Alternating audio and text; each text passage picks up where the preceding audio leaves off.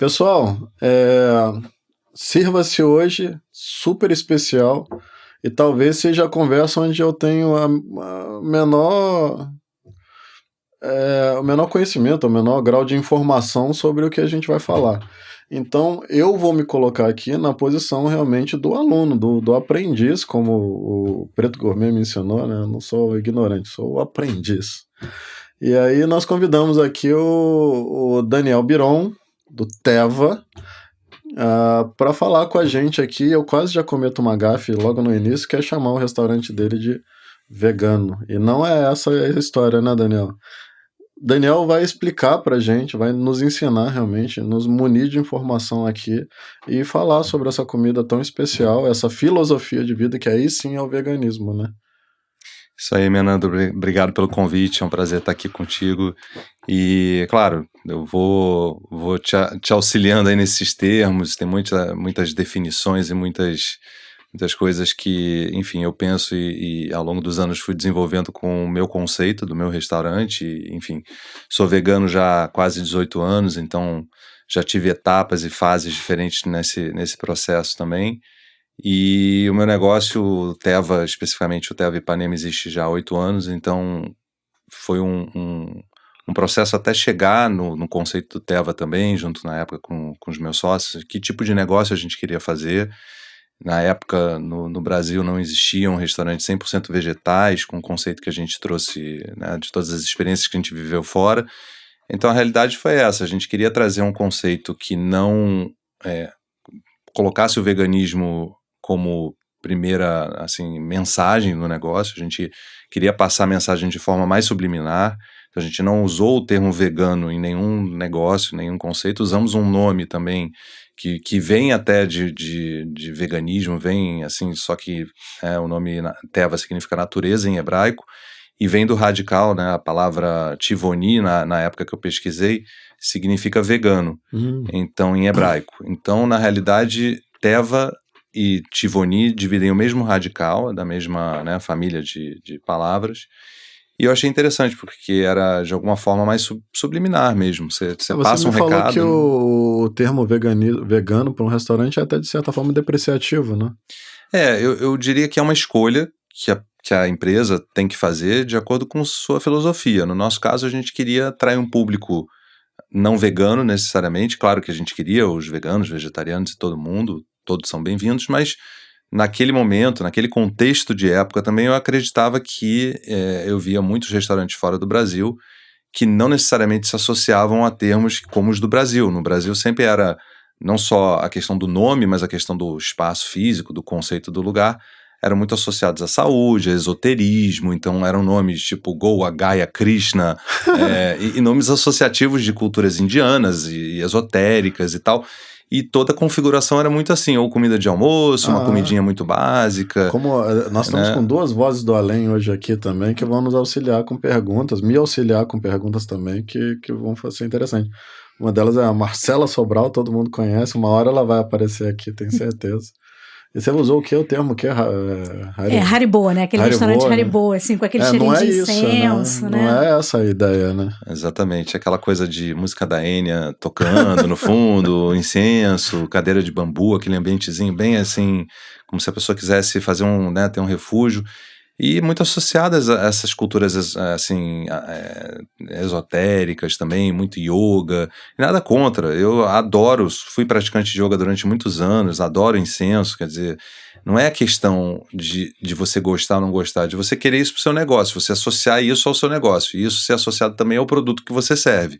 Então existe uma associação do vegetarianismo com saúde, com bem-estar, e tem elementos muito positivos nisso, não é que seja negativo, só que quando você vai montar um negócio e você quer trazer um público que não necessariamente se enxerga naquela tribo, de repente a pessoa fala assim, poxa, mas eu não sou praticante de yoga, não gosto de incenso, não gosto dessa coisa, né, de você, sei lá, quase como se fosse um fim de semana né, de silêncio num desses retiros. Você não precisa participar dessa filosofia para comer essa comida, né? Exatamente. Então, eu sempre associava isso. Poxa, quando você vai dar o nome de um restaurante japonês, você tem uma associação com o termo japonês. Quando você não vai chamar um restaurante japonês com o nome de italiano, porque você, né? Então, a associação de nomes de vegetarianismo normalmente eram para esse lado indiano, para esse lado esotérico, e eu queria quebrar isso de alguma forma, porque eu acho que esse é o número 1. Não estou dizendo que isso só define o negócio, porque se eu tivesse um nome diferente, mas continuasse servindo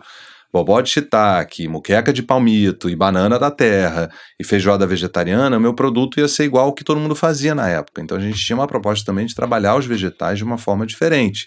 Então, assim, é super importante lembrar isso também, porque não é só um fator, é o alinhamento desses fatores todos com a proposta, por exemplo, noturna. Então a gente foi o primeiro restaurante a ter um bar de coquetelaria completo, a só funcionar à noite. Então nosso foco era esse, ser um destino noturno de experiência, em que a pessoa fosse ali e pudesse provar coisas novas, vegetais de formas diferentes, preparados de formas diferentes. É engraçado você falando que o cara que é vegano, ele pode ser qualquer coisa, né? Drogado, comer mal pra caramba e qualquer coisa do tipo. Não necessariamente realmente tá alinhado com a qualidade de vida como todo mundo imagina, ou com esse. O veganismo é muito associado ao movimento punk, inclusive, né? Tem uma vertente de punks que é vegana ao extremo. Assim, a galera radical. Do Kiss que tu adora era vegana? Não, eles não são punks e nem nem são veganos. Eu falei um monte de bosta. Mas tem uma parte do movimento punk que é vegana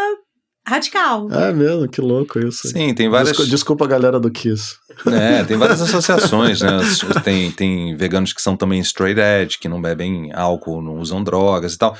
Mas é isso, acho que ao longo desses anos eu testemunhei de alguma forma, né? Sendo vegano já há quase 18 anos, eu já vi muita coisa acontecer e realmente o veganismo, de alguma forma, se popularizou e se diversificou de N formas. Você tem adeptos dessa filosofia né, seguem dessa forma de todos os tipos de pessoas. Qual foi o estalo seu, pessoal, dessa transição? O meu, na época, foi por uma questão até mais filosófica, assim, esotérica, talvez, né? Que na época eu tinha um amigo que era vegetariano, que foi a porta de entrada, enfim, filosofias holísticas, não sei nem explicar muito bem o que ele achava, mas na época essa influência me despertou, assim, uma certa atenção, e depois a questão do yoga, do sofrimento animal, e da saúde, da sustentabilidade do planeta. Tem tantos assuntos, são tantos os motivos pelo qual a pessoa, né, se torna vegetariana, mas no meu caso especificamente, e tinha também uma associação até na época com um pouco do kasher, que a gente chegou a falar, do fato de eu ser culturalmente judeu e de alguma forma aquilo ali, a questão do kasher, da alimentação mais saudável, mais o que pode e o que não pode, existem algumas regras. Isso me despertou. Depois até, hoje não é por isso, nem é por essas questões, né, que eu falei de espiritualidade, nada disso que eu sou vegano. Eu sou muito mais vegano realmente por questões de direitos animais e saúde, né, individual e saúde do planeta, do que por essas outras, né, ou por yoga. Porque se você for ler a filosofia do yoga, o yoga nem prega, que o yoga é uma filosofia extremamente ampla também, enfim, com muitas questões que são relevantes até hoje para a questão, né, de saúde individual e do planeta, mas não é por isso. Porque dentro do yoga a maioria das pessoas até são lacto-vegetarianas e não são nem veganas. Algumas vertentes do yoga até pregam veganismo, mas não necessariamente. Então não é por isso, mas eu acho que essas associações de saúde são benéficas. Porque no momento que você, né, por exemplo, você me perguntar se você bebe álcool, não, eu não bebo álcool por questões de saúde. Opção. É uma opção individual, não, mas você tem não muito. Poderia. Isso, e tem muito vegano, mas eu bebi durante muito tempo, hoje não bebo. E tem muito eu vegano fiz uma pergunta para você em off, que era se o vegano, a pessoa da filosofia vegana, ela tinha alguma preocupação com o consumo do álcool em função do tipo de alimentação que ela tem. Isso não tem nenhuma questão. São associações. Eu acho que assim, se a pessoa, por exemplo, se a gente fosse nessa linha de raciocínio, a pessoa decide se tornar vegetariana por questões de saúde, ela acredita que isso faça bem para o seu corpo, ela vai comer mais alimentos integrais, que esse é outro ponto também, a questão dos alimentos, o preparo, orgânicos. Então acaba se tornando um pouco contraditório ela começar a beber muito, a comer alimentos muito fritos. Então, assim, são associações de estilo de vida. Mas não necessariamente, porque a gente sabe que a vida é muito plural, as pessoas têm, tem momentos de vida também. Às vezes a pessoa consegue comer mais saudável, mas não está se exercitando, não dorme direito. Então a gente fala muito hoje, as pessoas se preocupam com longevidade, com saúde de modo geral, de modo talvez integral. E um dos pontos é esse, mas você consegue controlar a sua alimentação, mas você não faz exercício físico, você não dorme direito, ou você tem poucas horas de sono. A gente faz o melhor que a gente pode. Então acho que isso é uma coisa extremamente importante também de lembrar, que o veganismo não é necessariamente um destino que se chega imediatamente, é um processo que a pessoa vai iniciar de alguma forma, ela vai incrementando ali, né, da forma como ela pode, ela vai melhorando a sua saúde. Então existe sim sempre essa questão da associação da saúde com o vegetarianismo de modo geral. E eu acho que isso é verdade. Mas assim, num negócio, quando você abre um negócio, como foi o caso do Teva, num primeiro momento, eu achei relevante a gente oferecer opções para as pessoas que querem beber, para as pessoas que não querem beber. Então você tem drink sem álcool, a gente até, né, já foi bastante pioneiro nisso também. Os mocktails. De fazer um monte de opções, exatamente, de mocktails, porque as pessoas como eu, por exemplo, que frequento meu próprio restaurante, não quero beber álcool. Então tem opções, tem sangria sem álcool, tem clericô sem álcool, tem uma série de drinks sem álcool, e as opções que vamos chamar assim, mais saudáveis e nem tão saudáveis assim. Então a gente tem opções fritas, tem opções que não são fritas, a gente frita em gordura de palma, orgânica, sim, mas ainda assim é fritura. Nossas sobremesas têm açúcar? Tem, é açúcar orgânico, mas elas têm açúcar. Em alguns casos a gente até desenvolve opções sem açúcar, várias opções sem glúten, mas todos esses, então não esses temas, você né? Da filosofia vegana que você está comendo bem, necessariamente. Não necessariamente. E isso cada vez mais, no fundo, isso tem acontecido mais com o lançamento de vários produtos industrializados que são veganos. Eu nunca esqueço, nos Estados Unidos, na época que eu morei, fiz curso de chefe lá, foi talvez o primeiro momento, em 2010, em que eu comecei a ter contato, quer dizer, eu conhecia alguns desses produtos, mas na época, a título de pesquisa, né, de experiência, precisava provar as coisas, estava fazendo curso de culinária em Nova York, então você está exposto a muita coisa, muito restaurante. Não era um curso específico para... Era um curso mais voltado para isso, não 100% vegano, mas mais voltado para quem buscava não ter nem até contato, na realidade, porque você tinha a opção de não tocar. Se quisesse fazer o curso de culinária e não mexer em nada de origem animal, você tinha. Então os meus professores na época, sabendo que eu era vegano, me davam as receitas veganas para executar. Eu não precisava ir na semana que tinha carne, não tinha carne, tinha frango e peixe, se não me engano, ou só peixe, já não lembro, mas eu não precisava nem ir se eu não quisesse, e não era descontado, né? Por isso, podia participar como ouvinte se quisesse, foi o que eu fiz, mas não toquei em nada. Mas é isso, aí tem veganos que vão e não se incomodam. Então, assim, essa é uma questão ali bem individual, assim como... Mas essa questão dos alimentos hoje processados é o que está mais acontecendo. Então, na época lá nos Estados Unidos, eu me lembro, tinha jujuba vegana, tinha, sei lá, mais o que, vegana e orgânica, sabe assim? A jujuba é feita com base de porco, né? Não, e muitas vezes leva gelatina, levam outros alimentos que não são... que são, né, que tem tutano de boi, que não são veganos.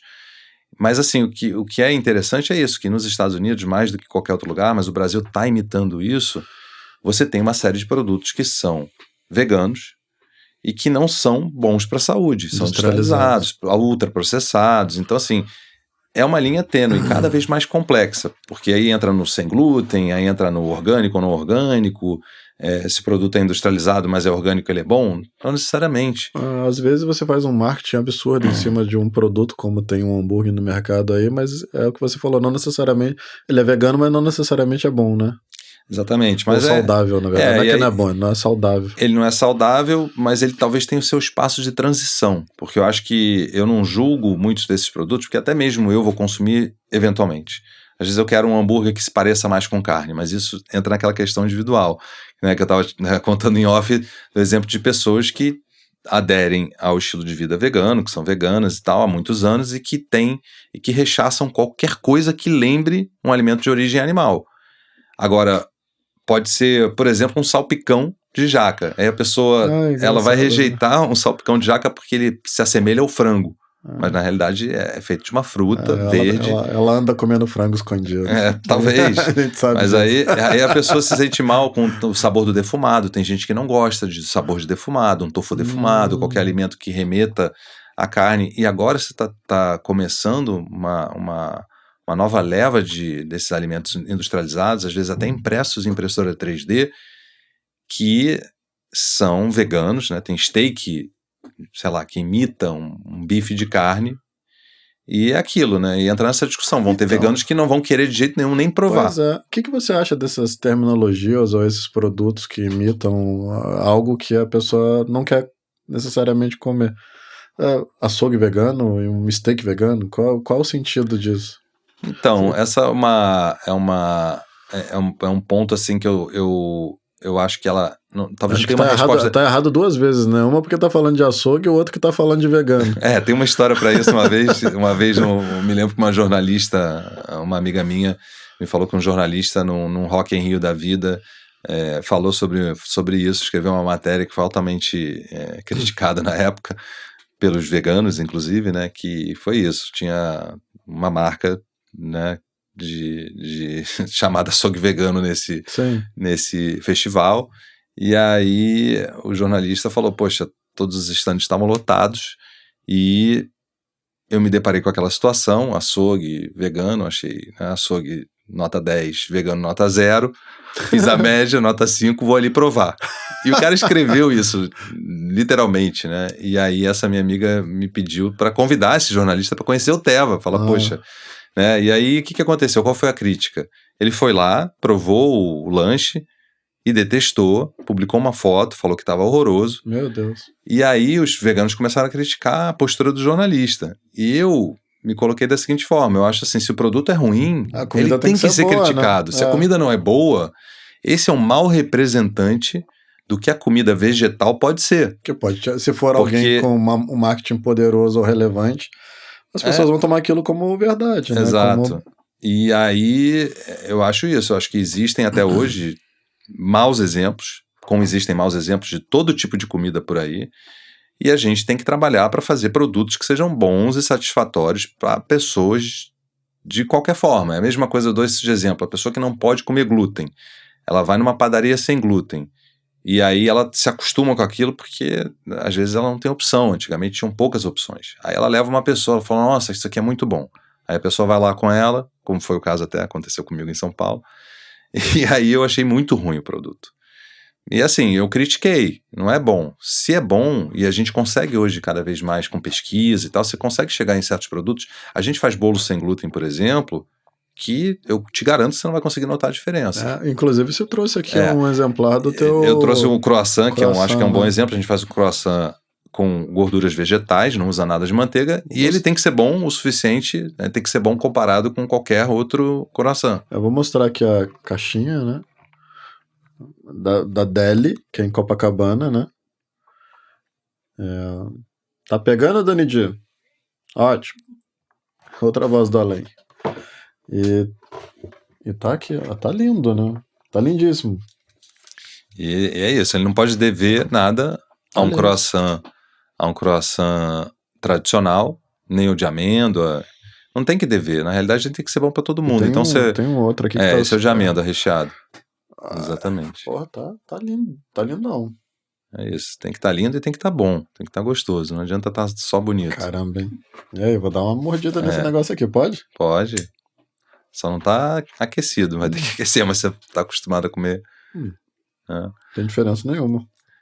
E esse, eu acho que esse é o propósito. propósito. Um paladar mais apurado que o meu para esse tipo de comida vai identificar. Eu costumo dizer, por exemplo, se você pra mim tá uma delícia. Provar o brownie, eu acho que tem notas que você, por exemplo, a pessoa, né? Eu tenho até um grande amigo meu, chefe de confeitaria espanhol, que fala muito sobre isso e eu concordo muito com ele, também falo bastante sobre isso, que os produtos como brownie e outros doces, chocolates e tal, se beneficiam de não usar manteiga e usar ovo e várias outras coisas. Porque eu, por exemplo, estou há muitos anos sem comer, se eu provo qualquer item que leve manteiga ou ovo, eu sinto na hora o sabor.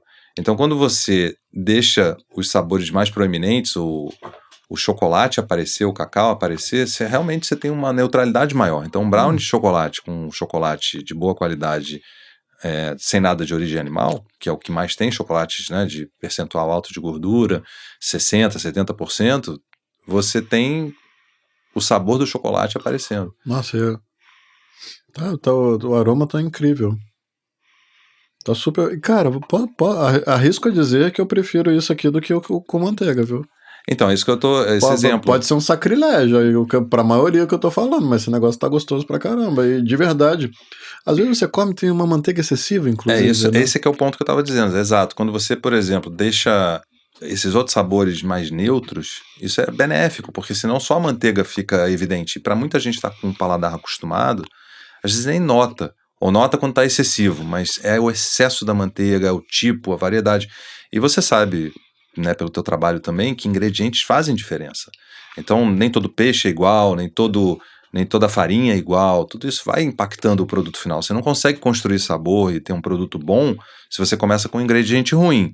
Isso é inegável, você nunca vai conseguir ter, se você usar um arroz de baixa qualidade no teu sushi, sem dúvida nenhuma, ele vai fazer uma diferença.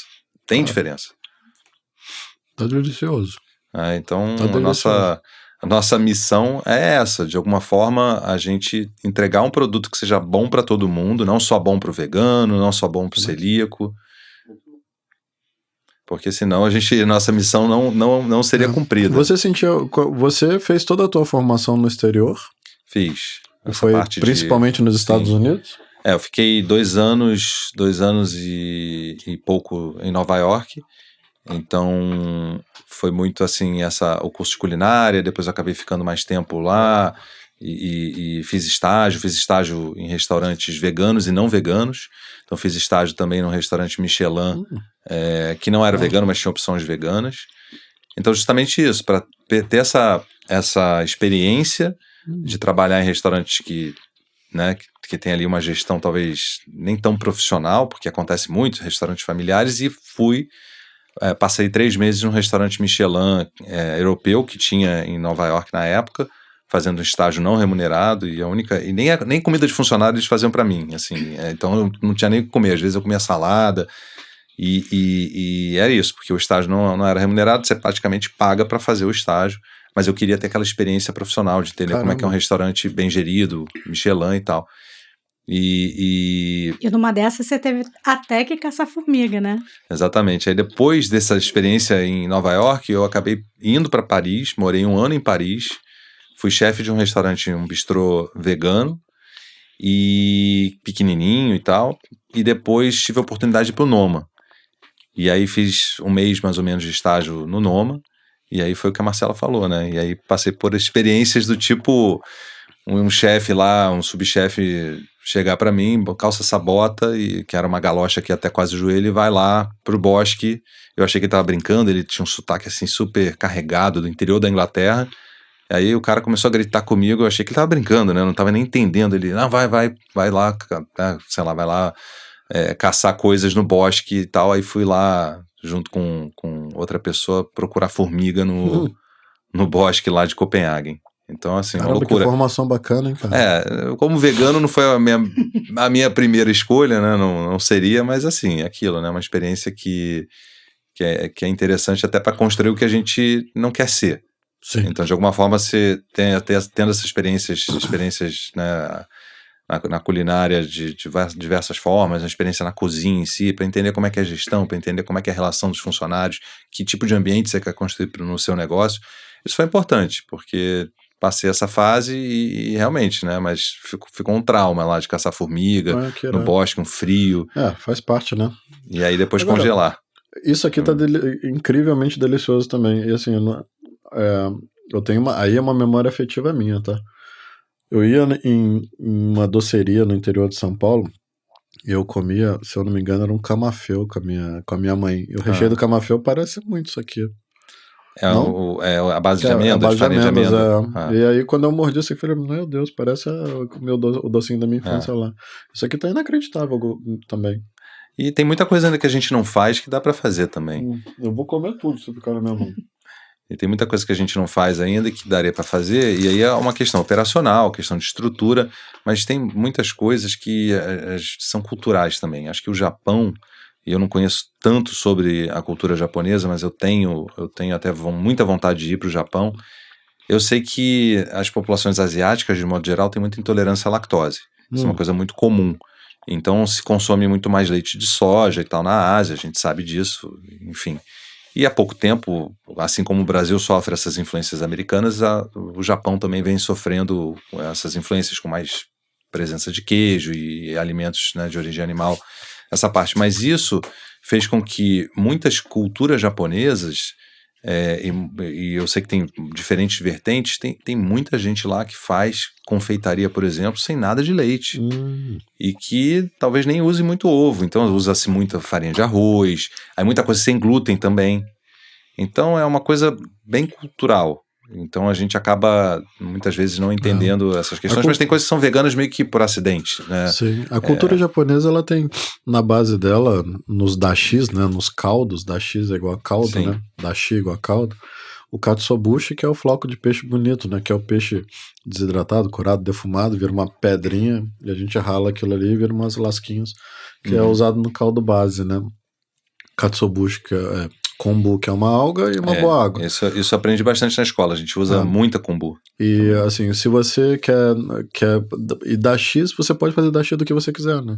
Eles usam muito shiitake seco também, né? Sim. Então tem muito caldo que a base é shiitake seco.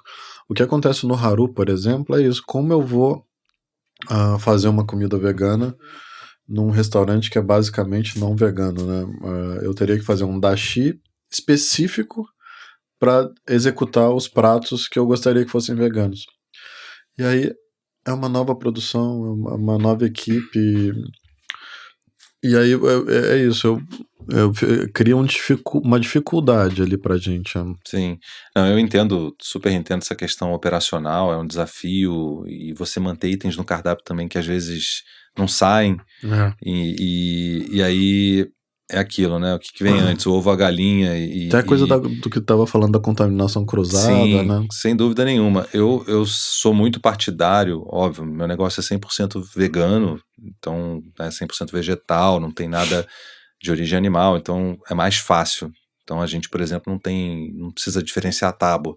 Eu tenho tábua, são questões operacionais que no negócio impactam bastante. Eu tenho tábua, por exemplo, só para diferenciar fruta, para não ter risco de alguém cortar um alho ou cebola e botar uma fruta ali da sobremesa ou do doce na mesma tábua.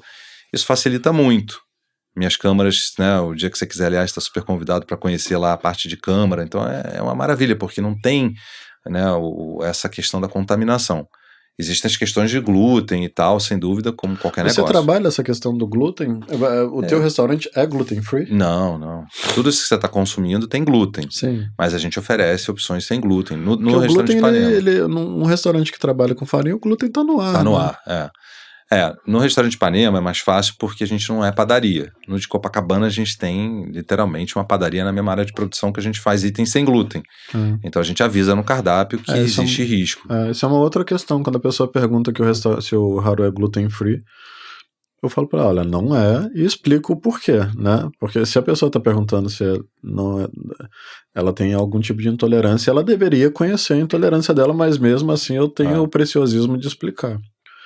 E aí eu falo, olha, dependendo do teu grau de intolerância, é melhor não comer, né? Sim. Isso sem dúvida nenhuma, é uma questão, a gente sabe que tem cada vez mais pessoas com alergias alimentares, e alergia alimentar é coisa séria e é chato também. A gente sabe que a pessoa fica muito frustrada, existe uma questão psicológica envolvida. A gente receber não é muito chato, você chegar a falar para um cliente, olha, a gente é cliente de outros lugares, a gente sabe disso, de repente você tem uma preferência ou quer que mude alguma coisa, e quando você recebe um não, a maioria das pessoas, ainda mais no Rio, não sei se você concorda, mas o Rio tem um pouco essa cultura de que as pessoas acham que podem tudo e podem influenciar e mandar no teu cardápio, diz, você tem que fazer isso, você tem que fazer aquilo. Isso é comum, né? Isso é muito comum. Você deve receber isso mais que eu, talvez. A gente tem bastante, e óbvio, a gente tenta acomodar quando dá. Quais são as principais sugestões que você recebe, por exemplo? De todos os tipos, de volta de itens no cardápio, porque eu sempre tive essa filosofia de ser muito sazonal, porque o produto orgânico é sazonal, e como a gente tem uma estrutura muito pequena, então a gente tem que girar o cardápio, criar novidades o tempo todo, trazer inovação, e eu acho que a inovação é fundamental para a manutenção do negócio. O negócio precisa inovar. Você tá aquele cardápio ali há 20 anos a mesma coisa, porque o meu cliente quer o mesmo prato, isso para mim não cola, mas isso é minha filosofia, meu negócio, então eu mudo tudo. Então a exceção talvez seja o carpaccio que você deu de exemplo, uma das poucas exceções que estão no cardápio. os outros itens vão girando, vão sendo, né, vão trocando, e às vezes a pessoa fica indignada, chega lá para comer um item e vai embora quando não tá.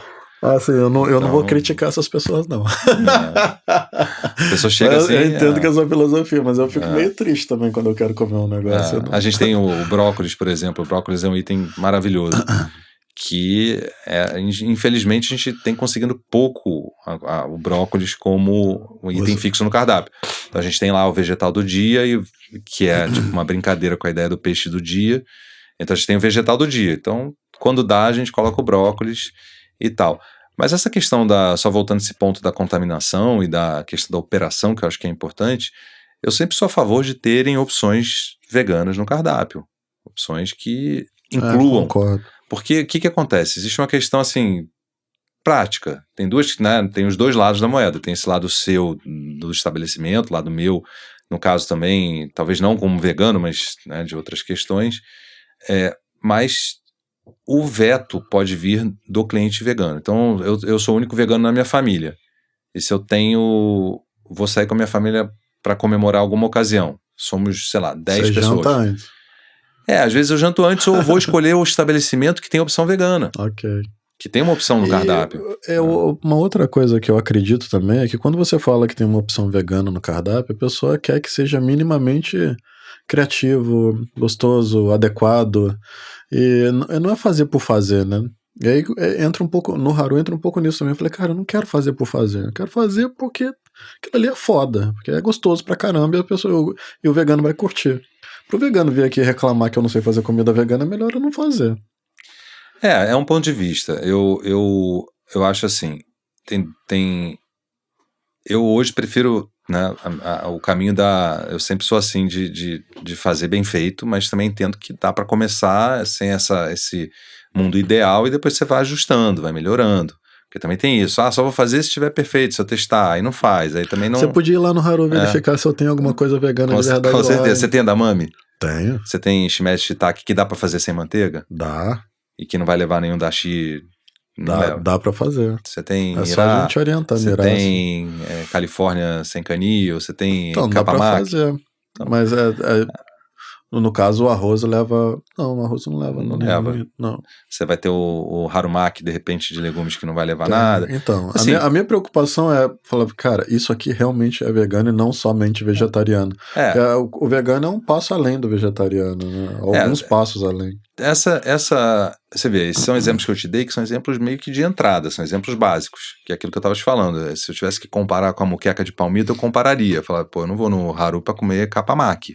Sinceramente, para mim é uma porta de entrada que a gente já superou. Existem opções mais criativas que não precisa ir muito longe, assim, sério. Hoje, ainda mais com tanto acesso à internet, que a gente tem o tempo todo, é muito fácil a gente buscar uma arquitetura de cardápio que facilite a tua vida, que você também não tem que botar um ingrediente que não vai sair, porque aí não adianta. E a outra questão é a gente saber nomear esses itens no cardápio, porque quando a gente coloca, e aí isso é o meu ponto de vista, eu acho que cada vegano vai ter uma posição diferente sobre isso, cada pessoa, que é você estigmatizar através da nomenclatura. Infelizmente, a gente ainda vive num mundo em que existe muita resistência. Então, quando você nomeia um item de vegano, às vezes isso não cai muito bem para quem não é vegano.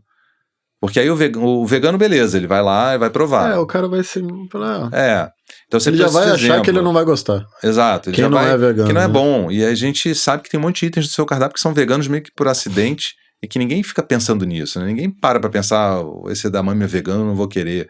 Esse shimeji ou shiitake, né? Não é vegano, não vou querer. Então a realidade é essa. Só que eu uso isso de exemplo. Você chama no teu cardápio curry vegano, muitas vezes aquilo vai afastar as pessoas que não são veganas. Mas em geral ele é vegano, né? Não, mas se você chamar de curry perfumado de vegetais, ou curry de vegetais especiais, sei lá da onde, que vem de uma certa região do Japão, e dá aí uma floreada, você dá uma floreada ali, a pessoa que não é vegana, ela vai se interessar, de repente, em provar, porque nem todo mundo quer toda hora comer carne. Então, assim, claro, existe uma associação da nobreza dos ingredientes, as pessoas ainda hoje associam isso, carne, peixe, frutos do mar, com algo, né, mais nobre, mais caro, mais abastado. Então, isso é uma associação real. Até hoje, sim, as pessoas, né, os vegetais são coadjuvantes, em geral. Mas eu acho que dependendo dos insumos que você está usando e da maneira como você configura, tem muita coisa legal, que dá muito certo. Então, eu sou muito partidário disso. Eu acho que tem que ter uma boa arquitetura para você também não ficar com aquele item parado no cardápio e aí ser um peso para você. Então, assim, aí o que veio antes, né? Que eu tava falando, o ovo, a galinha. Porque você não vende, né? Tem sempre aquele ditado que não deve ser da sua época, Menando. Não sei se, talvez a Marcela lembre, não sei. Que isso? Vender Marcela. Eu chamei de contemporânea. Você tem quantos anos? Eu tenho 47. Eita, mano. Chamei de contemporânea. Gente, eu tenho 50, ele tem razão. Eu sou mais velha da sala. Mas você não parece ter 50, não. Exatamente. Mas eu tenho 43, não tô muito longe, não. Então, a questão da campanha, lembra daquela campanha do vende mais porque tá sempre fresquinho, do Tostines, né? Ou tá sempre fresquinho porque vende mais. Então é isso, você tem que romper um pouco essa lógica, você tem que acreditar naquele produto, naquilo que você está fazendo para vender, porque se você não acredita, não vai vender. Se tua brigada não acreditar naquele item, sabe, não vai vender. Como é que é o treinamento da tua brigada? Porque a tua brigada deve ser como... Tua brigada... Calma aí, agora é uma pergunta que surgiu. Tua brigada é de veganos ou a tua brigada não é de veganos? Aliás, não sei nem porque se chama brigada, né? Porque parece até um termo assim meio... Militaresco. Mas tem um fundo militaresco nessa Tem na parte de cozinha também, né? Tem. Não, a gente capacita todo mundo, né? O pessoal tem que ser educado, tem que aprender os termos, tem que ser treinado porque não está acostumado. Muitas vezes não está acostumado com coisas muito básicas para a gente, que para mim são básicas até por uma questão mesmo de, sei lá, de cultura. Eu, por exemplo, cresci comendo rumos de grão de bico e coisas assim que às vezes são novas para as pessoas que não têm muito essa cultura, porque não é uma coisa brasileira. Então, tem sim toda uma parte de educação e treinamento que a gente tem que dar, mas o pessoal pega super rápido. Né? Tem termos que são comuns, né? E tem outras coisas assim, uma empanada é uma empanada, que a gente entra nessa discussão, né? Estamos com uma empanada linda aqui na mão. Por exemplo, né? Do que é essa empanada? Essa empanada é a empanada caprese, que a gente usa um tomate seco maravilhoso. Nossa, só o cheiro disso. E um dos queijos veganos que a gente compra, que é industrializado, e que faz parte dessa nova leva de produtos. Então a gente tem que dosar um pouco isso, né? A gente usa alguns produtos industrializados, alguns nem tanto, a gente procura sempre marcas mais clean label. Tá delicioso. Mas é isso, são produtos que né, a massa de empanada tem que ser boa, não leva banha de porco, enfim, um dos motivos principais que as empanadas não são veganas é justamente a massa, que tradicionalmente na Argentina se usa banha de porco. Então a gente faz a versão sem gordura animal e os recheios são muitos, né? A gente faz... Tá super... tá delicioso. E faz muita coisa aí.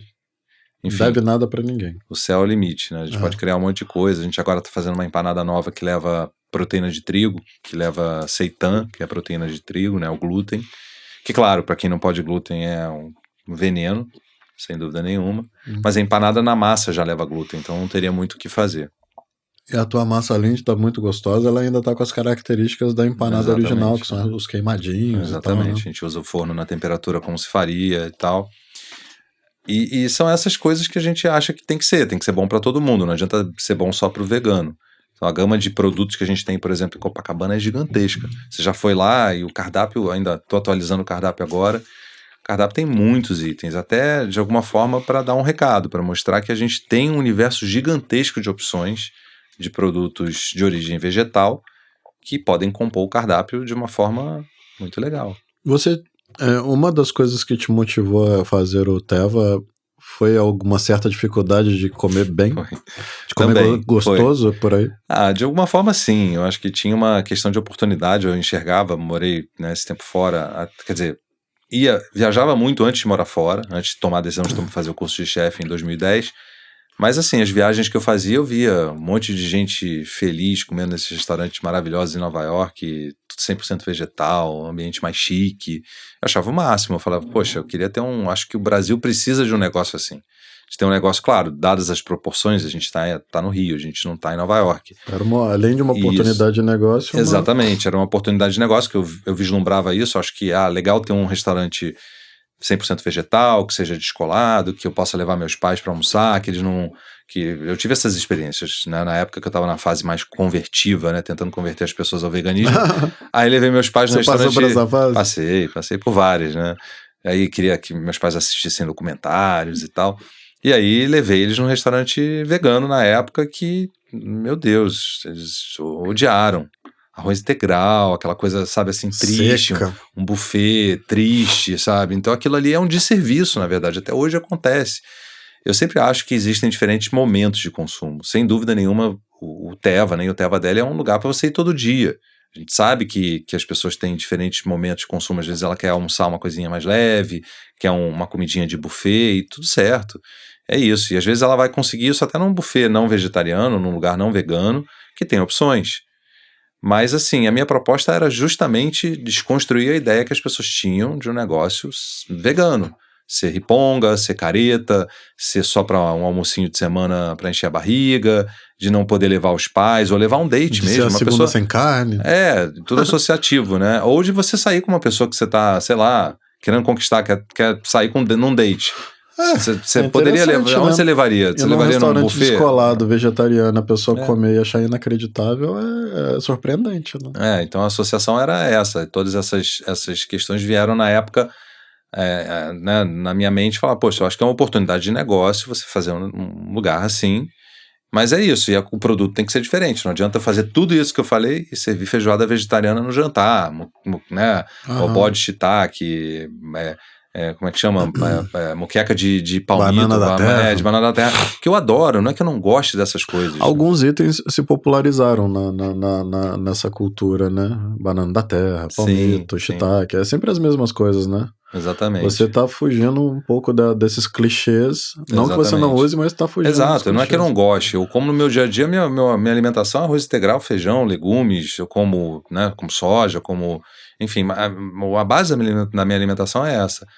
Mas para a pessoa sair de casa aí, né, é a mesma coisa que você, no Haru, você passa por isso, você tem, aquilo, né, a comida japonesa talvez tenha uma barreira extra, que não é qualquer pessoa que consegue, de repente precisa fazer um curso para saber enrolar os makimonos, para fazer ali, cozinhar o arroz no ponto certo, então tem uma barreira talvez maior. Mas se quiser um sócio para desenvolver esse negócio aí, eu tô disponível. Tem muita coisa legal. Agora, uma pergunta que muitas pessoas talvez se façam, e eu também, qual é a tua principal fonte de proteína, por exemplo?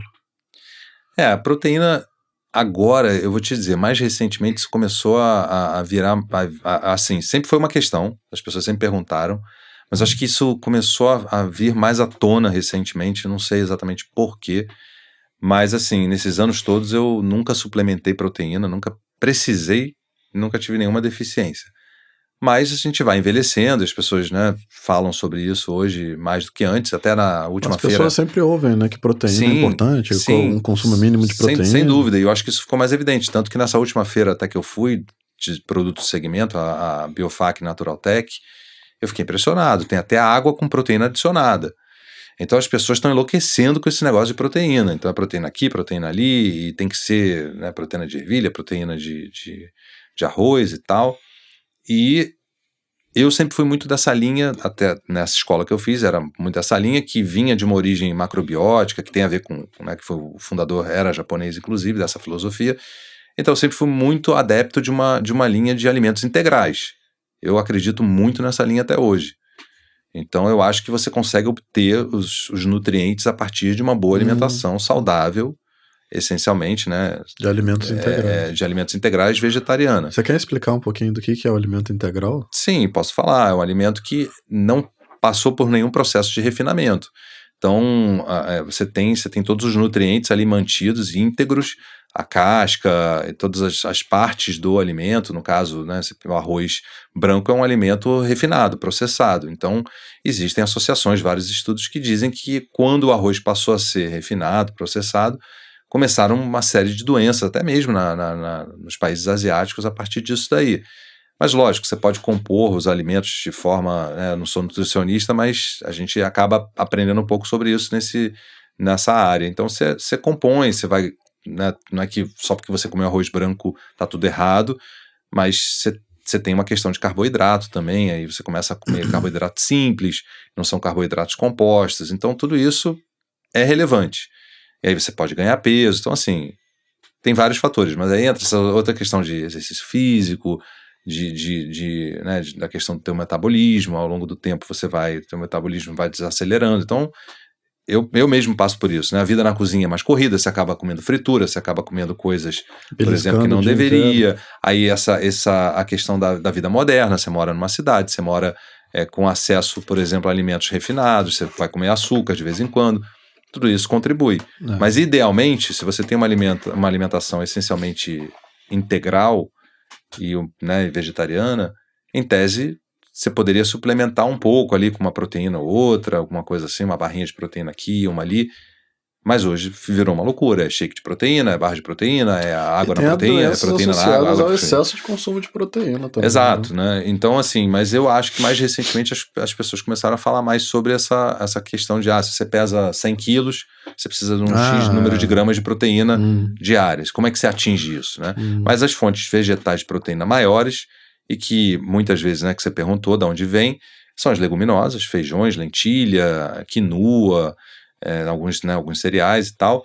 E você tem, obviamente, a soja é uma fonte extremamente conhecida de proteína, e a soja também tem diferentes qualidades. Então, quando você vai comer soja, você não vai comer proteína de soja texturizada, que é aquela ração ali que, enfim, que é o resíduo da soja, que você não quer. Que talvez é que a maioria das pessoas tenham provado no primeiro momento. Que chamam de carne de soja, que eu provei no começo, que estava muito associado, né, comia muito isso, mas que eu nunca usei no restaurante, não permito, não uso de jeito nenhum, e a gente usa soja fermentada. A melhor soja orgânica de qualidade é a soja fermentada, que é, enfim, o tempê, o natô, o miso, o shoyu de boa qualidade, não aquele shoyu que leva, enfim, todos aqueles aditivos como MSG e coisas do gênero. É assim, milhares de variáveis nisso daí, porque você tem N qualidades. Agora, o tofu é uma boa fonte de cálcio, de proteína também, só que é menos do que o tempê. Então, o tempê é um dos alimentos que é a soja fermentada.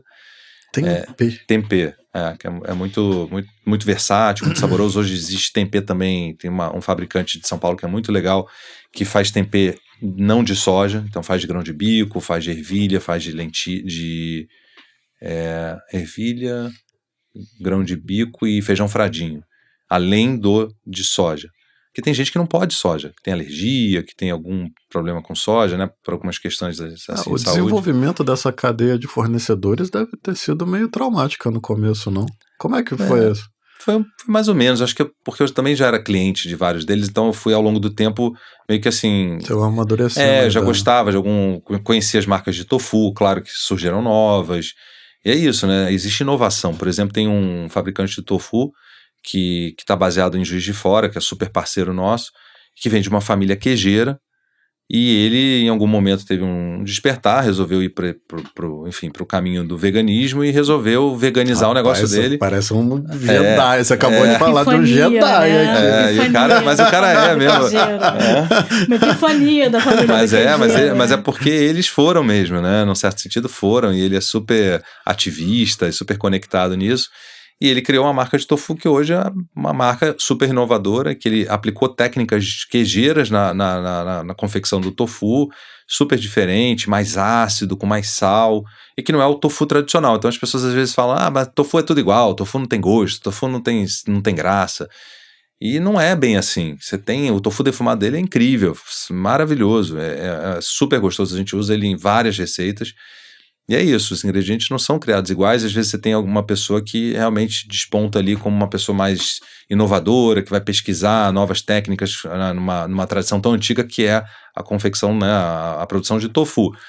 E é isso, aí você aplica, a gente usa diferentes, 5, 6 tipos de tofu diferentes no Teva Copacabana, no Teva Deli, né? Porque é isso, cada um vai para um uso diferente. E com relação à validade de produtos assim que são tão perecíveis quanto um tofu? Para ter 6 variedades? A gente usa muito tofu, e um dos que a gente usa é o que você talvez use também, que é produzido pela Agronipo, exato, que é uma das maiores fabricantes e que tem muita tradição. A gente usa 3 tipos deles, usa o firme, usa o soft e o extra soft, que você também deve usar. E a gente faz, por exemplo, as nossas maioneses com o soft ou o extra soft. As sobremesas, coberturas de doce e tal, a gente faz, porque tofu, na verdade, é leite de soja coagulado. Nada mais ele não tem gosto. Realmente, quando você, né, ainda mais esses que tem essa neutralidade. Então você aplica o sabor que você quer aplicar, uma tela branca, você vai aplicar doce, salgado. Gostei. E é muito legal, porque os que têm a textura mais adequada para a sobremesa são soft e extra soft, que eles usam agentes coagulantes, aí eu também não sei explicar qual é o que eles usam. E, tradicionalmente é o nigari, né? Cloreto de sódio, se não me engano, que se usa, mas você pode usar limão, pode usar vinagre, então tem maneiras e técnicas que eles usam que fazem o tofu ficar muito neutro também. Então esses especificamente dessa marca Agronipo são muito neutros. E tem uma textura muito legal. O firme deles a gente usa para fazer o tofu mexido, porque ele é o que mais se assemelha com ovo. Então ele é fantástico para fazer isso. Já esses outros que eu estava mencionando, né, desse produtor de Juiz de Fora, não são para isso. O defumado certamente não, e o outro a gente usa para textura mais firme, com mais acidez, com mais sabor, porque ele é o tipo de tofu que você tira do pacote e come sozinho, não precisa fazer nada. Que legal. Então isso é muito legal, mas isso é uma evolução, é um produto que existe talvez há 4, 5 anos. Então no começo eu tive essas dificuldades de achar ingredientes que a gente às vezes, né, eu aprendi no curso de culinária, até falei isso na aula que eu dei esses dias no Rio Gastronomia. No curso de culinária você tinha termos assim, vamos substituir amido de milho por arrowroot. Eu não sabia o que é isso, né? Super legal, arrowroot, vamos procurar no Brasil. O que é o arrowroot? Araruta.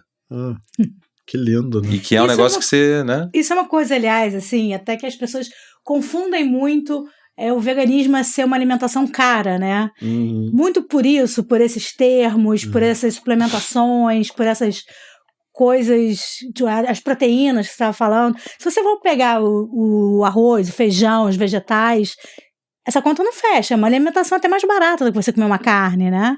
Com certeza. Isso é tudo super relativo. Como você considera os preços do Teva em relação aos restaurantes não veganos do mercado, em relação a preço? Então, preço, a gente sabe, preço é um negócio extremamente complexo de se calcular no restaurante. Eu ia perguntar para você, na verdade, a pergunta talvez fosse um pouquinho maior do que essa. Quando você resolveu abrir o Teva, qual era a tua expectativa em relação à parte empresarial? Porque demanda gera receita Sim. mantém a empresa aberta e saudável, né? Numa coisa tão nova, tão talvez até disruptiva, né? Como é que você... Sim. Então, na verdade, eu, na época, me associei, né, tenho um sócio até hoje que me ajudou nessa parte em especial, porque, claro, você sabe que é super difícil você empreender no Brasil, no Rio, e ainda mais num segmento específico, é sempre bem desafiador. Na época a gente deu um passo grande, relativamente grande, acredito que o passo do Teva Deli foi maior ainda, mas na época foi grande para esse contexto que a gente vivia, e claro, a gente fez um projeto, um business plan ali inicial, a gente tinha uma expectativa, a gente começou não abrindo no almoço, então a gente só abria à noite, então a nossa receita era menor, e a gente começou devagar, a gente não tinha assessoria de imprensa, a gente começou meio que quietinho ali, deixando meio que o boca a boca se encarregar. O pessoal entender o que estava rolando. E a gente também estava acertando a operação, treinando equipe, então isso é um desafio, porque não tinha gente, não tinha cozinheiro preparado, não tinha equipe de salão que soubesse, como você mesmo falou, a brigada não sabia, e aos poucos a gente foi, então, começando de propósito, devagar. E eu sempre tive uma vontade de não ser uma falsa promessa, de prometer demais e não entregar. Então eu sempre preferia o caminho contrário, eu queria que as pessoas indicassem, os clientes voltassem por indicação, que gostassem e voltassem, indicassem para outras pessoas, olha que legal, esse é um bom restaurante, e não estereotipassem a gente como um bom restaurante vegano. Porque isso é uma coisa que eu sempre tive na cabeça. Eu nunca quis ser o melhor restaurante vegano, vegetariano do Brasil. Isso pra mim... Você estava querendo fazer o teu trabalho bem feito. eu queria fazer um trabalho bem feito, que a comida fosse boa e que a gente não fosse menos do que os outros por não se ver proteína animal. Então isso na minha cabeça é muito importante. A gente tem que competir de igual para igual com os outros. Por exemplo, né, Copacabana, o Teva Deli, pra mim, não tem que ser o melhor restaurante vegano, vegetariano do Brasil.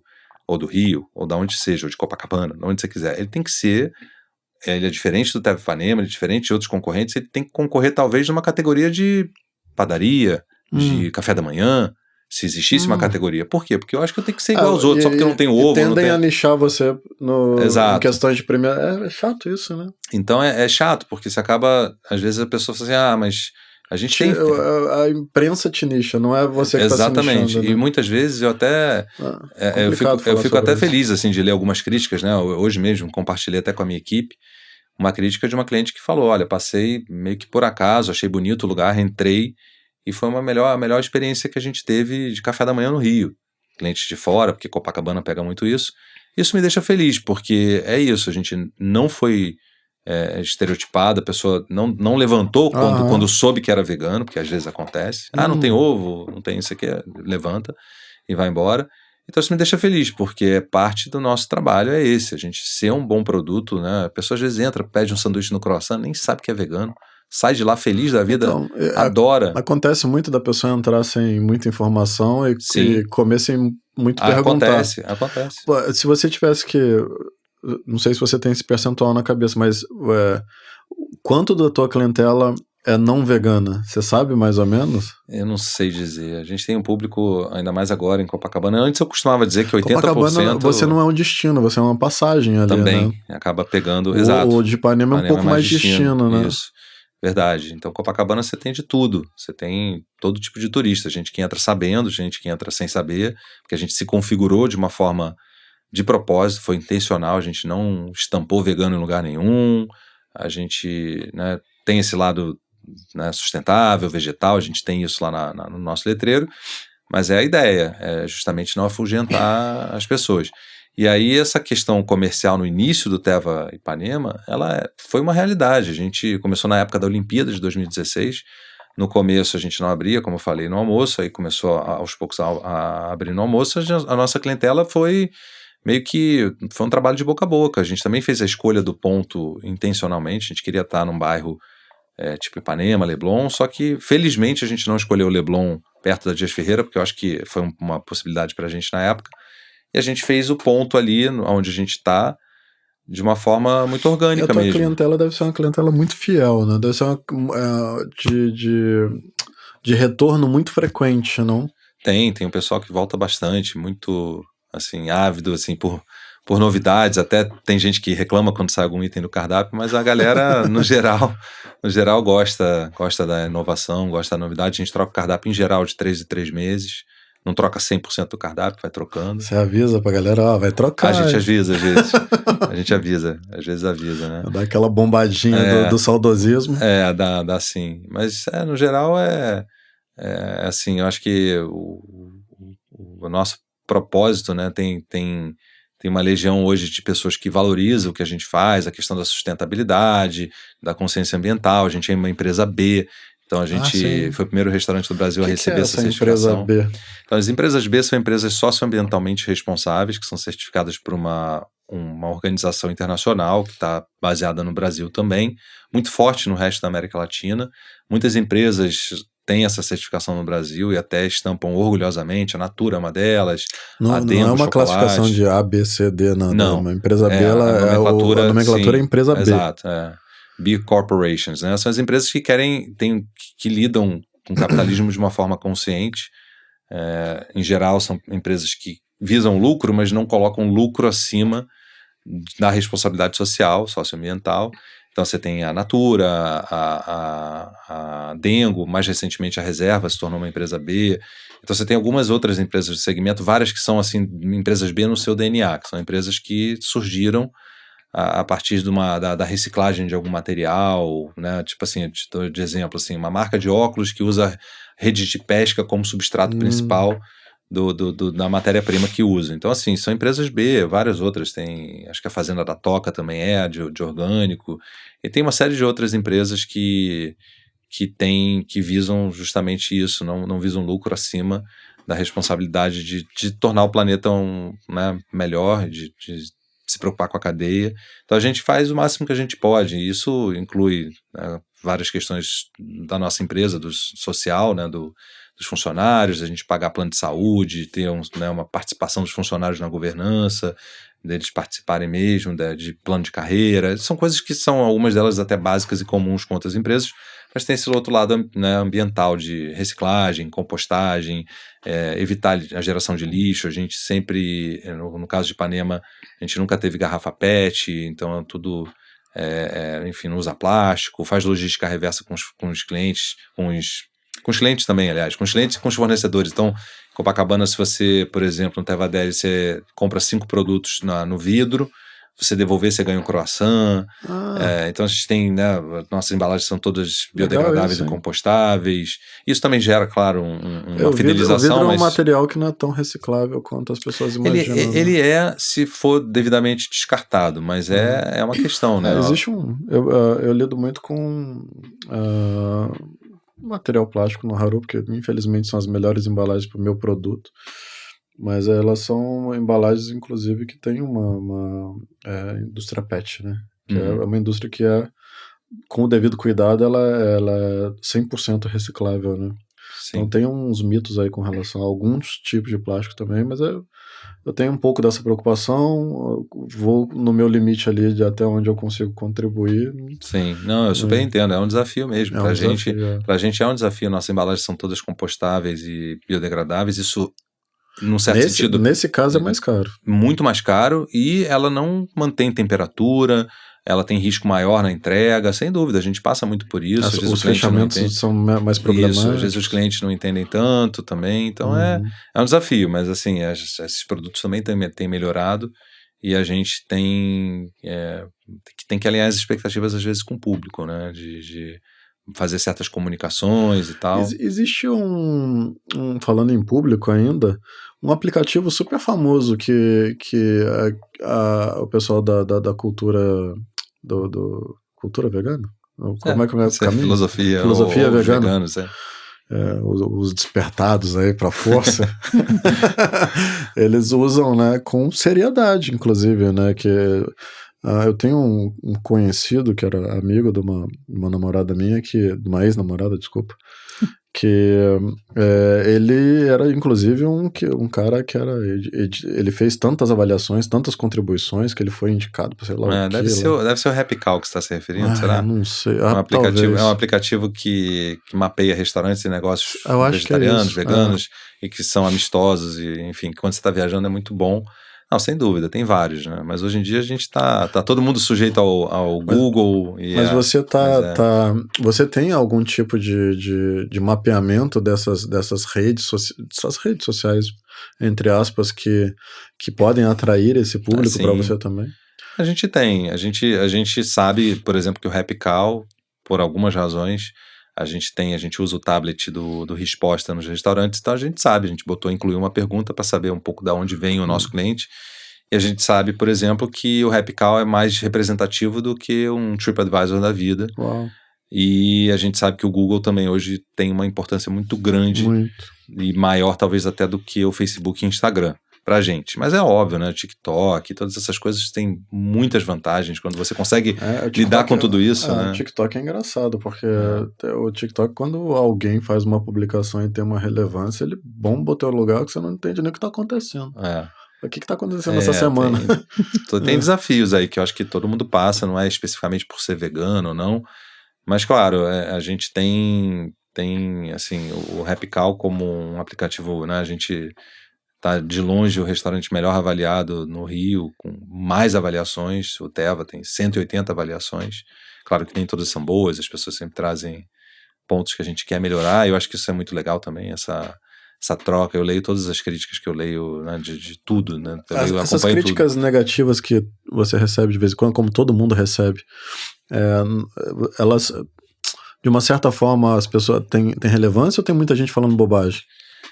Então, eu acho que no sentido de, falando bobagem, toda crítica ela precisa ser levada em consideração, mas existem as críticas que são válidas e as críticas inválidas. Num mercado tão nichado como o seu, talvez você receba um pouco mais de crítica inválida por falta de conhecimento, talvez? Depende, a gente tem de tudo, né? Hoje em dia, a gente sabe que esses canais de comunicação possibilitaram os que nunca fizeram nada, os que estão lá atrás do seu anonimato, a criticar os que estão aí dando a cara a tapa, empreendendo numa cidade como o Rio, com todos os desafios, todas as questões, né? Hoje é dia 20, inclusive dia de pagar o Simples, aí assim, é uma loucura, os impostos, todas as dificuldades que a gente tem de carga tributária, de falta de auxílio, de tudo para empreender, e as pessoas dão críticas descabidas. A gente usa algumas ferramentas que nos ajudam a filtrar essas críticas. O Resposta é uma delas, porque é óbvio que eu quero melhorar. E eu tenho certeza que você também. Quando você recebe uma crítica construtiva e que você consegue aplicar, você vai aplicar. E a gente não está o tempo todo no nosso negócio. Então a gente quer escutar do cliente também uma crítica construtiva. Então eu fico super feliz quando eu recebo uma crítica, por exemplo, como a gente recebeu, né, sei lá, via alguma mídia mais sigilosa, que o cara não vai dizer tudo, vai vomitar tudo no Google ou no Instagram, porque a pessoa ela percebe que a gente quer melhorar, a gente quer acertar. Se foi um atendimento que não foi legal, Sim. Eu não estava lá, às vezes eu não sei o que aconteceu. E normalmente o cliente que ele entra em contato com você direto antes de fazer alguma publicação, ele é o cara que você tem que mais Exato, realmente ele quer, prestar atenção. Ele quer o seu bem. Ele né? quer o seu bem, ele quer que Quem você escute. Quem está reclamando, né? em geral, ele é porque gosta. Exatamente. Os caras estão reclamando porque gosta. O cara que não gostou, não achou relevante, às vezes não vai falar nada. Ele reclama, mas não fala nada. Às vezes ele não fala nada. Às tem vezes uns ele vai embora. Né? Exato. Tem uns raivosos. Tem os haters mesmo, que todo mundo vai ter, mas essa galera que vai embora de um estabelecimento não fala nada. Esse é o mais. E isso também é prejudicial, porque é por isso que a gente tem que tentar monitorar isso com o atendimento. O atendimento precisa estar presente na mesa, monitorando, como eu aprendi nos Estados Unidos, não só no final, tem que monitorar o atendimento completo, antes, depois, durante, saber se a pessoa gostou do prato, se ela não está satisfeita, se ela quer trocar. Isso minimiza. De uma forma agradável, né? Porque tem uns restaurantes aí que, putz, grilo, o cara passa a cada 5 minutos na tua mesa. Não, sem dúvida. E o chato também é quando a pessoa, se ela é hater, ela quer o teu mal, aí isso não tem muito o que fazer, né? Aí a gente, infelizmente, não tem o que fazer. O entregador que está na porta do teu restaurante, que porque esperou 2 minutos a mais, vai te dar uma crítica negativa. É o cliente que chegou num dia de mau humor, brigou com a namorada ou com o namorado, e aí a coisa desanda ali, de repente o atendimento não foi legal, aí o cara... Né, Você tem um delivery muito consistente? A gente está em Copacabana, né, no Tevadeli, a gente tem um produto que tem uma facilidade maior de delivery, então a gente está ampliando, mas nunca foi meu foco.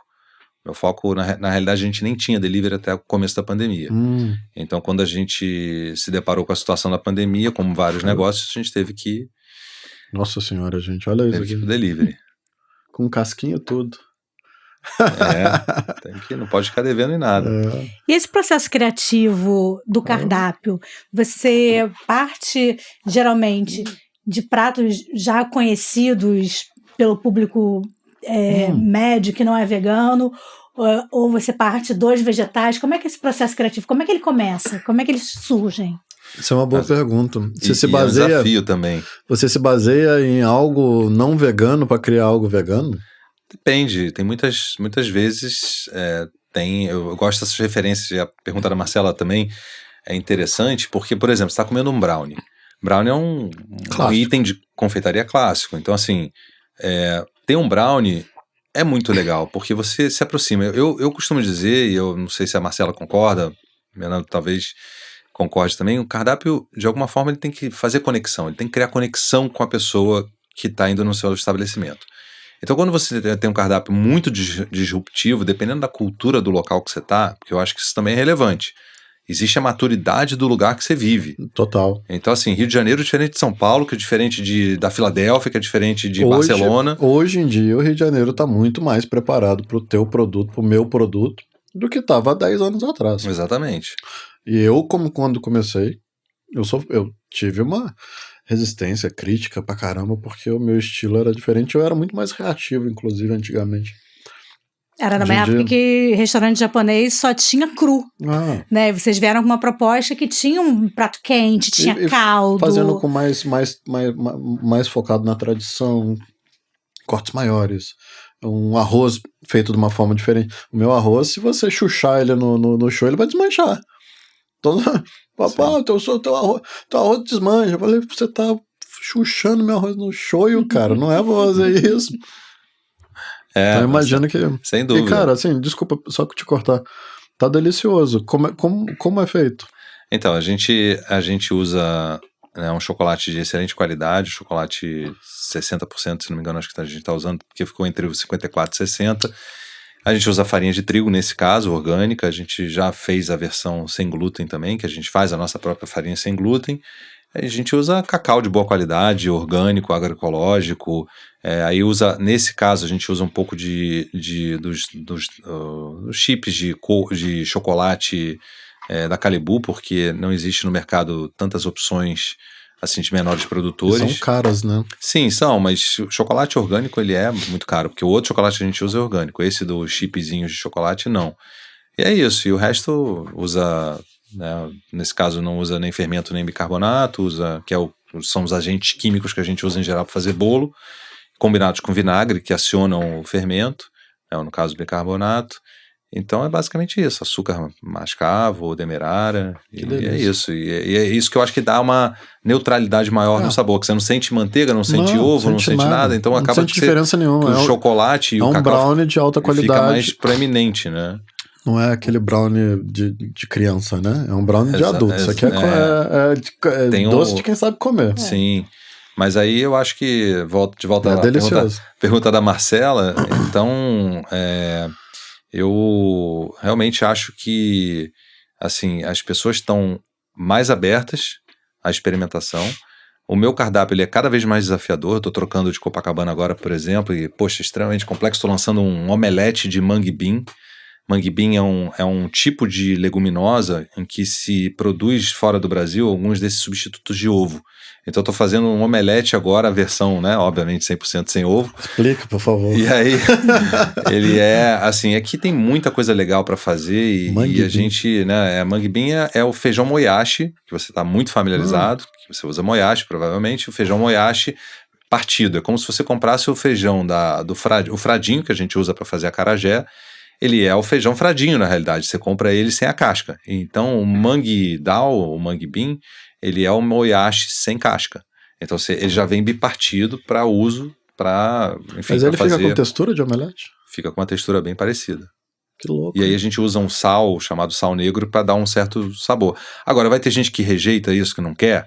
Tem. É que nem a história do salpicão, né? Vai ter gente que não quer uma coisa que lembre omelete ou que se chame omelete. Tem isso também, né? Às vezes a pessoa não quer um item só porque ele se chama hambúrguer. Ah, não vou comer hambúrguer porque ele não tem nome de hambúrguer, então não vou comer.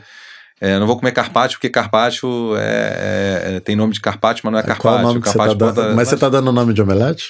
Tô dando o nome de omelete. Omelete proteica até, porque é proteico, né? Porque na realidade até é tão proteico quanto ou mais, né? Que você falou das proteínas, é isso, né? Você combinar tofu, combinar leguminosa, então você tem um elemento ali, um ingrediente que fica proteico também. As pessoas quando vão procurar você, obviamente por ter até uma associação da comida vegana com essa coisa da saúde, elas estão preocupadas com índice glicêmico e um menu em que você está preocupado do início ao fim com a composição nutricional? Tem gente sim. Eu não costumo. Mas isso é uma preocupação sua? Não é uma preocupação minha, eu não tenho nem gente para fazer isso. Eu teria que ter uma nutricionista fazendo, imagina, ficha técnica nutricional de tudo. Eu não tenho, né? Imagina um cardápio de Copacabana, por exemplo, tem 8 páginas, incluindo empório, incluindo delicatessen, que a gente tem itens para levar. Você imagina como é que seria um cardápio desse? Teria que botar tudo no QR Code, para a pessoa saber, informação nutricional. Isso não é muito... Acho que a pessoa que vai, pelo menos no meu negócio, ela está indo de alguma forma por indulgência. Ela quer ter uma experiência positiva, está saindo para comer um negócio que ela não faria em casa, não consegue fazer, não sabe fazer. E esse é o desafio, né? O Teva até mais do que o Teva Deli, mas o Teva Deli também. Isso é você tem essa percepção de que o vegano cozinha muito em casa, exatamente pela dificuldade de comer fora? Sim, tem muita gente que cozinha em casa, por N razões, porque quer uma comida mais saudável, sob seu controle, você controla um pouco mais, né? Porque a gente, por exemplo, é orgânico, usa água de qualidade, eu tenho sistema de filtragem de última geração, tenho caixa d'água antibacteriana, eu higienizo hortaliça com ácido lático, não uso cloro, porque a gente usa orgânico, não faria nenhum sentido você botar clorim naquele negócio. A gente tem um sistema da Ecolab que é a base de ácido lático, que poucos lugares investem, que é caríssimo. Eu tenho isso nos 2 restaurantes há anos, né? No caso, Teva Deli, um pouco mais recente. É isso, a qualidade da água, a qualidade da gordura, a qualidade dos insumos que a gente usa. Eu sou muito preocupado com isso, mas é óbvio, a pessoa em casa tem mais controle, vai fazer do jeito que ela quer. Mas assim, eu acho que a proposta do Teva sempre foi muito essa, de ser um lugar para a pessoa ter uma experiência. Não é um lugar para você encher a barriga e comer aquela comidinha aquilo. Tem uma proposta. É uma proposta incrível, que é diferente de outras. A quantidade de informações que eu tô tendo aqui buga a cabeça até, porque Você não para pensar em tantas coisas, né? É muita coisa. Tanta preocupação que você tem para conseguir fazer algo Exatamente. Incrível, né? E aí a inspiração do cardápio, né? Marcela, de volta à pergunta, é isso, vem de N lugares, vem de viagens que eu fiz, de experiências que eu tive viajando. Eu gosto de contar uma história em cada prato que eu tenho, e às vezes essas histórias são histórias da minha experiência, né, culinária, de questões de arquitetura de cardápio também determinam se eu tenho um item sazonal. Então é difícil, porque você tem que também sempre oferecer opções sem glúten, sempre oferecer opções sem soja, sempre oferecer opções sem pimenta, sem desafio, cogumelo, cara. sem muito cogumelo, porque aí quando tem muito cogumelo o pessoal reclama, e quando tem muita coisa com glúten o pessoal reclama também. Então você tem que ter opções, né? Às vezes você faz eu fiz, por exemplo... público talvez mais exigente Sim, do que a média, não? Talvez. Só que a gente tem que lembrar que, assim, comer é a maior diversão, né? Você não pode... Acho que quando você vai chato, pro restaurante, você não quer ficar... Pô, qual é a tabela nutricional e tal? Tem que ser um momento de prazer, de alegria. Exatamente. Né? Isso que não pode se perder, né? Eu não gosto dessa mistura e dessa associação com cura, com saúde, com dieta. Isso não é a minha praia. Eu acho que, assim, vão ter negócios que vão se pautar nisso, que o foco é esse. Não gosto da associação com salada. Também acho maléfica. Que as pessoas assim, vegano come uma saladinha, toma aí uma saladinha de alface, tomate sem molho, sabe assim? Tipo, coisas que eu passei na minha infância, infância vegana, no início do meu veganismo, que qualquer coisa tava boa. Come aí essa massa com molho de tomate, come aí essa salada sem molho, né? E o Brasil não tem tradição de salada, foi um né, pouco, eu acho que o início realmente foi um pouco isso aí, você tá quebrando isso, né? Teu trabalho tá trazendo uma outra ótica aí pra comida vegana, né? Sim, e também eu acho que houve uma evolução. As pessoas também, em geral, o público está mais exigente, as redes sociais têm uma importância muito grande nisso. A velocidade de informação é muito maior. Então deve ter muita gente aí que lê compulsivamente, que vem com novidades, que talvez até te pegue de surpresa às vezes. Né? Não, sem dúvida, a gente sempre tem, mas é aquilo, né? Como qualquer negócio, e aí você tem que saber filtrar as sugestões, a gente tem que saber que é um negócio. Você devia ter isso, você devia ter aquilo. Mas se der pra gente acomodar, e de novo, crítica é sempre legal, porque às vezes você para refletir sobre alguma coisa que você não fez, não parou pra pensar. Toda hora tem isso e a gente quer melhorar. O cardápio vai evoluindo, o cardápio de Copacabana, por exemplo, está evoluindo pra caramba, tem muitas novidades, é um cardápio com muitos itens, uma arquitetura extremamente complexa, mas é isso, estou o tempo todo escutando os clientes e espero com certeza você lá de novo para visitar, para provar as coisas, regularidade. Provar as coisas que... O coração impressionou, viu? E assim, eu não sou vegano, então provavelmente eu ia pegar esse coração aí e colocar um recheinho nele. Mas se você provar o sanduíche de coração, você vai ver que dá para passar alguns dias, algumas refeições sem adicionar proteína animal. Que eu acho que é isso. A verdade é que eu acho que cada negócio tem sua missão, se é que tem uma missão, alguns têm, a gente tem um propósito bastante claro, assim, na minha cabeça eu quero ser oferecer uma excelente experiência, um excelente produto para os clientes e tal. Óbvio que a gente nunca é unânime, que nem todo mundo tem uma boa experiência, às vezes a casa tá cheia, não vai ser legal, e é normal, né? Graças a Deus que tá cheia, isso acontece, né? Você chega num domingo na hora do brunch, de repente, sei lá, vai estar cheio, talvez alguma execução é prejudicada também, a gente sabe disso, às vezes o forno passa um pouco demais no forno, não sei o que, não tá legal, mas é isso, a ideia é você ter um produto de qualidade e que a pessoa sai de lá dizendo, olha, dá para ser vegano. Total. E não se perde, não se está perdendo absolutamente nada sendo vegano. É uma filosofia, eu acho que assim, essa filosofia é uma filosofia nobre, eu sou vegano nesse tempo todo e enfim, acho que não necessariamente precisa ser catequese, você tentar convencer, mas você mostrar que existe um caminho possível, você doutrinar, você tem opções legais, é relevante para o planeta, é relevante para os animais, mais do que até para a sua saúde individual. Eu faço isso também porque acredito que eu estou deixando um legado mais positivo para o planeta.